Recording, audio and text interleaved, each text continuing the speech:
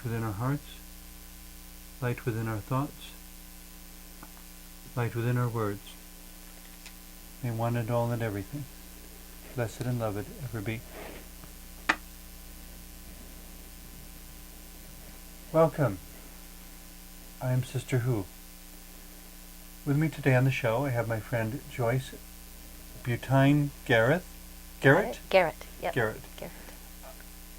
We wanted to talk today about the dynamic of relationship. I've often told people that every detail of my costume and makeup of my ritual garb and makeup has symbolism associated with it. Like any creative work, of course, people can always pull out more than anything I've said because there's never an end to it. Mm-hmm. But one of the basic symbolisms I associate with the makeup on my face is the purple cross that extends from side to side and top to bottom. And they're all triangularly pointing toward the center, what some people refer to as the third eye position. Mm-hmm. The explanation I generally give is that each of us lives at the intersection of our vertical and horizontal relationships. The relationships we have with that which is truly divine, with whatever we understand God or the universe or virtue or whatever philosophical, ethical orientation we have. Mm-hmm. Our vertical relationships, in a sense, standing between our own understandings of heaven and hell. Mm-hmm. And at the same time intersecting with that understanding, the understanding of how we relate to those around us, to what extent we perceive ourselves to be all part of an interconnected, interdependent web of life, to what extent what I say or do to somebody else reveals the truth of me or has an effect on me or develops me. I mean, I think there's something to the idea that the choices we make are the ways we choose to shape ourselves. Mm-hmm. Not only do choices have consequences in terms of what comes back at us, they also have consequences in how they shape us. Mm-hmm. When I'm willing to make a choice that involves more risk, I think it expands me to deal with even bigger challenges. Mm-hmm. The person who chooses to open a small shop and then chooses, when circumstances are favorable, to expand into a large store, mm-hmm. and then chooses to open a second location and become a retail chain, mm-hmm. Or whatever, chooses to become a regional or a national corporation or an international corporation. Each of these involves a choice that has risks tied to it. And because of that, choices that have to be made in order to continue in that direction. And if you don't make that choice, you don't become the person who can handle those sorts of challenges. Mm-hmm. There are people from my high school who chose not to move outside the town in which we grew up, mm-hmm. who chose to work at a local factory. And I'm not condemning their choice, I'm just saying that by making that choice, they allowed their sense of self to remain very small. Mm-hmm. Maybe that's what they needed to do. Mm-hmm. Had they made other choices, they might have evolved into a much larger thinking person. If they made a choice to actually live in another country for 2 years or something like that. Is that better or worse? Well, it depends on how you look at it. Mm-hmm. But the point is simply the choices affecting the relationships, molding the individual who's at the heart of it all. So that we very much live at the intersection of our vertical and horizontal relationships. Yeah. And there's that free will of choice, mm-hmm. of experience that each of us has. And it's how we go about it, and also staying in a small town may be the perfect place to grow spiritually. Moving to another country may be the perfect place for someone else. But each choice brings us a whole nother group of choices and opportunities. Mm-hmm. There's a movie that The old, God, how many years ago? The Disney movie, The Cat from Outer Space. yes, yes, Wacky, funny sort of Mhm. movie, but the first discussion they have is basically this guy talking to this cat who's from outer space, and wears this collar that magnifies the cat's thoughts. Mhm. And what they have in their initial mental telepathic conversation is the cat explaining to him that on my planet, instead of evolving physically, we chose to evolve our minds. Mhm. And so they evolved mentally and were able to create these devices that would magnify their thoughts further. And so they didn't need to become, according to the cat's perspective, they didn't need to become humanoid. They remained in the form of a cat physically, while their minds went beyond even what humanity at that point in the movie Mhm. had attained. Mhm. It brings Just as a possibility. Yeah, it brings up the whole concept of what is it like to be just pure thought. Mm-hmm. And if you're just pure thought, it's kind of a wonderful place to be. We've all been daydreamers. It can be. It can be, but to experience or manifest a thought is so different. To take It's a whole thought, nother step. it's a whole nother step, and I think that as souls, there is a place where we are just thought. But coming into body, we get the very sacred opportunity to manifest, to experience in a very real way our thoughts, and at the same time connect in relationship, not only with soul and I think body. you're using the word thought in a more holistic, collective way. Yes, yeah. Mm-hmm. Not just the activity of the mind, Mm-hmm. Mm-hmm. not just the messages or associations or understandings that go on within the cranium. Exactly. Um, And maybe I should say, is it Madeleine L'Engle's book, A Wrinkle in Time, oh, I love that book. where yeah. the villain is a disembodied brain? Mm-hmm. Yeah, so. And the whole point that becomes clear in the end, if you're looking at the metaphor, Mm-hmm. is what happens to the brain when it is separated from the heart. Mm-hmm. When you have only thoughts and no feelings. Mm-hmm. When you have only logic and no emotion. When you have the left brain without the right. Mm-hmm. In a sense, that makes the body perfect for experience, because it allows us Which makes it perfect for experience. a body with a left brain, a right brain, feelings and emotions. Mm. Having the integration makes it perfect. It's the integration of it all that gives us the opportunity for choices. Mm-hmm. Without that, there could be just an experience, a body, but it's our feelings and emotions that not only connect the brain to the physical nervous system, but create a connection between feelings and emotions and others. Which, coming back to our subject of relationship,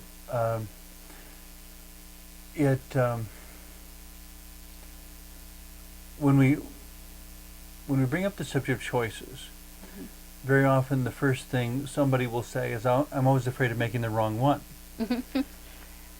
And that's where in Christians, people who would describe themselves as New Age in terms of their spiritual beliefs, also there's a choice to make, and they're worried about making the wrong one. And part of me wants to say there is no wrong choice. There's just different consequences. But whether Christians or New Age, very often I find when they approach their spirituality, they are not looking for a relationship. They want a recipe. Exactly. And I keep trying to convey to them, but spirituality is not a recipe. It's a relationship. Exactly. It's not a series of steps you follow to make the candy come out of the candy machine. It's a relationship where you are learning from everything around you, you're learning from what's within you. The actual interaction is giving you new stuff to think about and new stuff to feel that you didn't feel before. And, in reaching, so I guess to me the most succinct definition of spirituality is simply humanity relating to that which is greater than itself. But it's not one way. It's a relationship, meaning there's stuff going on both directions. And it, again, is mirrored, or we are mirroring it outside of ourselves in our nervous system, in our left and our right, and all the different aspects of ourselves, and how we use those understandings from the experiences we've had. Well, which is where, when something upsets oneself, on the outside, somebody does something and you get angry, and you don't necessarily know why you're angry, you just know that you are. But if you take the time to sit and contemplate what happened, you may notice a dynamic between you and the other person that is the same dynamic between you and yourself. And it goes to, and we've talked about this before, to an awareness of what's going on with our feelings and emotions, instead of letting them just drive us. Oftentimes when we make decisions that are just based on a lack of awareness about the feelings and emotions that go with it, doesn't make it a bad decision, but we tend to repeat a pattern over and over again. So again, but there is a sense in which making choices, we have to give ourselves freedom to make mistakes. Absolutely, and that's where I don't think a mistake is a mistake. To even declare it a mistake, you have to measure it against an expectation or a desired outcome.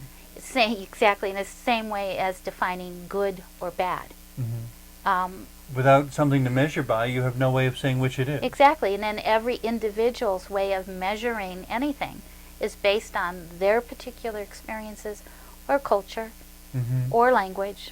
Well, and sometimes we get understandings from culture, but I know there are individuals within every population around the world who also exist in rebellion or contrast against their culture. So, which is it still defining them? Well, yes and no. It is, but you can either emulate what it is, or you can go totally opposite. It seems to me the number of people who stay in the middle are much fewer in number. Usually somebody will either repeat it or be a total rebel against it. And I think we talked about, my observation, that history continues to repeat itself, though personally I think we do come above it a little bit each time we move back and repeat it. At least that's my hope. But that's where if people have tried to tell me that you are what culture you're born into, I say not necessarily. No, you may be the one who rebels against it. You may be the woman in the patriarchal society who says, hell no, I'm not going to sit down and do what you told me to do. Yeah. I have my own mind, I have my own ability to choose, and I intend to make history. Who was it who said, well-behaved women seldom make history? Yeah, I don't know who said that, but I know that. I thought it was a wonderful declaration. Yeah, well, when my youngest daughter was in homeschooled, she did a... which even homeschooling was a rebellious sort of thing. Yeah, it was a rebellious thing, but she did a study of the independent thinkers of World War II. In other words, the people, independent thinkers of World War II. In other words, the people who chose to believe, to go by their own belief systems and hide Jewish people. Or others that were being discriminated. Or here in the U.S., the conscientious objectors. Yes, exactly. And there were conscientious objectors, and I imagine some of them suffered terribly. Yeah. Exactly. And so it takes that kind of movement to shift the collective to a higher level. And I see that's all through history, not just World War II.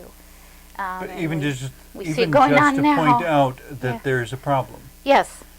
And that I'm not going to go along with the left brain or structure of things. Yeah, the government says you will, and I say, no, I won't. Yeah.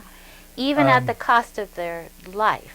And that, I don't want to digress into a discussion of the military, but just as one little prime example, the trials at Nuremberg at the end of World War II, the Nazi commanders were put on trial for, quote, crimes against humanity, which I still disagree with the term because I think war is the crime. yes.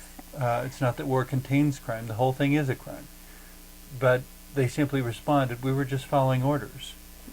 And what makes that so insidious to me is that that's the exact same excuse that we hear from the American military now. Yeah. We're just following orders. Don't walk in the footsteps of the Nazi regime of World War II.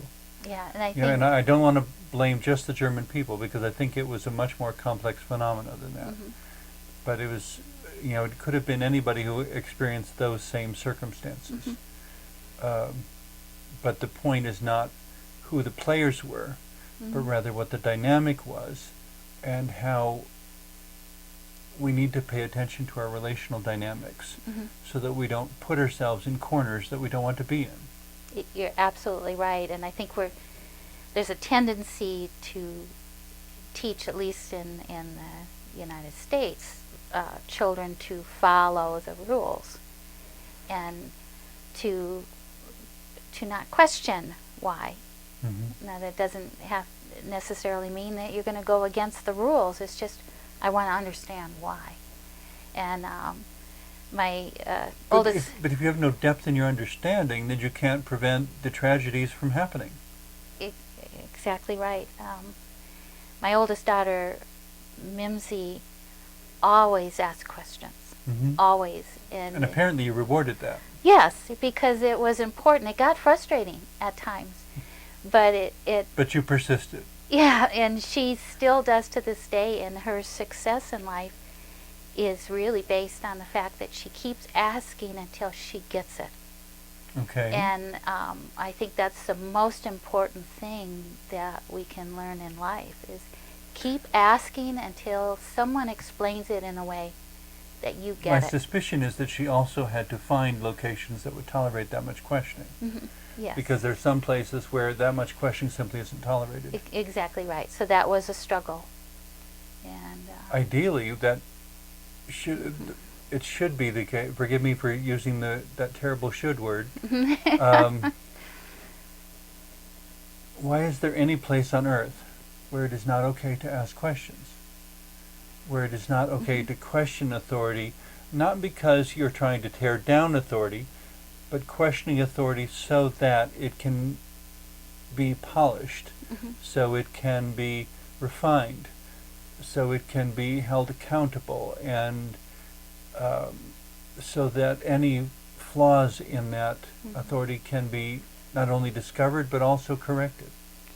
And the way I see it, I think human nature again, and because we are allowed the freedom to make choices, also allows for people to want to be powerful. And the only way to keep power is to stop people from questioning why. Okay. And I think that's why... Do you think the desire for power is innate in humanity? I think it's an aspect that we can choose to experience. I tend to be really nervous about it, and I mean, I've heard people say you need to stand in your power and all this, and I wish there was another word for that, because I understand where you're coming from. I think stand in your own power is more an awareness. If I would say stand in your integrity, be confident in who and what you are, but when we begin to use the word power, it confuses people. The most famous quote, of course, is power corrupts, and absolute power corrupts absolutely. The only exception to that I've ever found is the power of love. The power of love is the one power that brings all the others into harmony. So if we switch the word power to awareness, you're saying the same thing, but with, I think, more clarity. I would say, though, that those who pursue power specifically Mm-hmm. generally do so at the cost of personal growth. Mm-hmm. And I think The power. person who is pursuing power, I want power, more Mhm. power, generally totally stagnates. And that's where, when you talk about the horizontal and the vertical, Mm-hmm. in seeking power, which most often comes out of greed and is very focused on the material, Mm-hmm. disconnects the vertical and the horizontal and destroys relationship Well, in a balanced, in harmonious clinical way. terms, it becomes pathologically narcissistic. Yeah, What exactly. in layman's terms, that simply means it becomes so self-centered Mhm. that nothing else matters, and what the one at the center of all that has to ultimately discover is that such isolation is not sustainable, Mhm. because life is inescapably interconnected, because relationship is a universal fact of reality, Mhm. inescapable fact of reality. Mhm. So power, you wouldn't that can't- be kind of the ultimate control and denial of relationship? Well, and yet it's a lie, even in that sense. Yes, yeah, because Because you will never have ultimate control. exactly, and I think that's why history keeps repeating itself, is that when that starts to happen, just as there's an aspect inside of ourselves when we realize we're doing something that's going against our values, Mm-hmm. an aspect of ourselves starts to rise up, and if we listen, then we can balance the soul or the spirit, Mhm.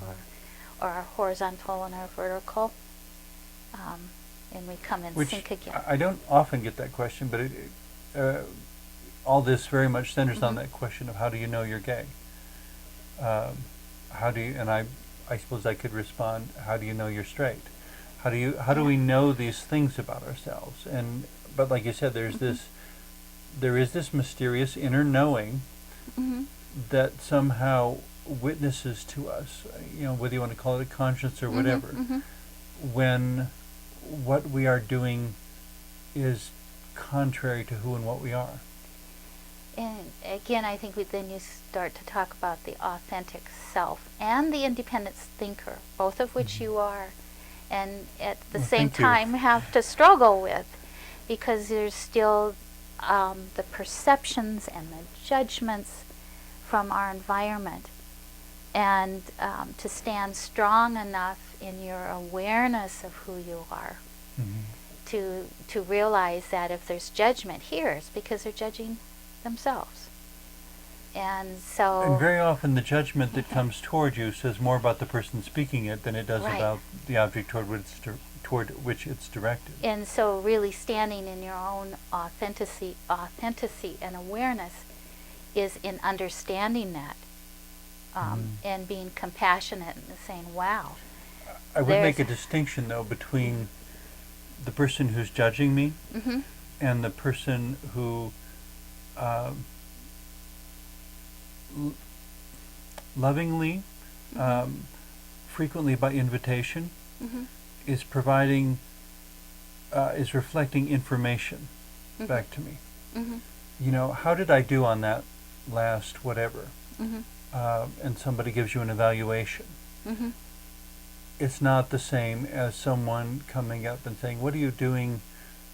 Doing that because you're no good. You have no business even making an attempt." Mhm. One is judgment. The other is constructive feedback. Again, we're talking about healthy and unhealthy relationship. And healthy relationship is the ability, as we talked about one other time, being the listener and being And that you have to play both roles. You have to play. You have to At some do that. point, you'll be called on to speak, Mhm. and at other times, you'll be called on to listen. Mhm. And you have to pay attention to which one it is. Yeah. In any moment. And so we're really looking at, again, some of those deep core human issues about what's good, what's bad, what's special, what's not. I have an amazing grandson who had some speech problems Okay. and was teased and bullied at school because of the struggle he had with taking very high-level, intelligent thoughts and Okay. articulating them, of what she's doing a wonderful job now.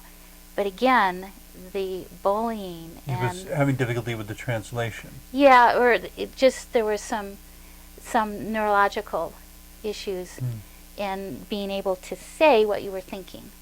Mm. And he's overcome this in an amazing, very courageous way.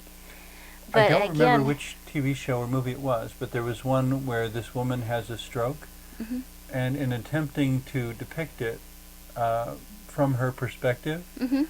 you can hear her thoughts. The TED.com, she was a scientist Okay. of the brain, which made it more interesting. And I'm sorry I can't remember what her PhD level was, but she studied the brain and strokes, and then Well, she had one. We're still grappling with that whole area of consciousness in a body that's not working right. Like we had talked one time before about the movie Awakening. The same idea, that there's an awareness going on, but somehow there's a disconnect in the wiring. It's like a radio, an older radio, where you're trying to tune in, and it's just not going to go there. And that's very much like what goes on with the body.